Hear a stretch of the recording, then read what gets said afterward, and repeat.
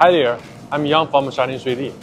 Today I will show you how to use some helpful accessories to enhance your scanning experience with the free Shining3D Pro 2. Feel free to pause at any point to follow along. Let's get started. In some cases, sticking markers on objects might be a problem, so you can use the turntable with markers just like this one. Scan the turntable first, create a cutting plane, and save it as a template. Then put objects on the turntable, and you can scan mesh. Instead of moving around the scanner, rotating the turntable would be much easier during the scanning.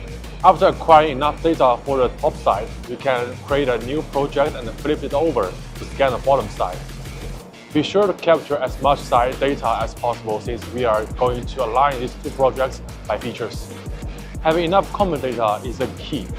Like here, you will find the scanner cannot recognize those markers because the angle is too cliché.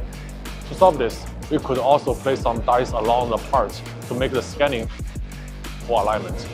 You can use manual alignment and select those 3 or more points to align the two projects. Using accessories like the turntable and the marker dice can make the scanning process much easier and more efficient and help you to capture more data. By adding these tools to your workflow, you'll get better results in less time. Thanks for watching.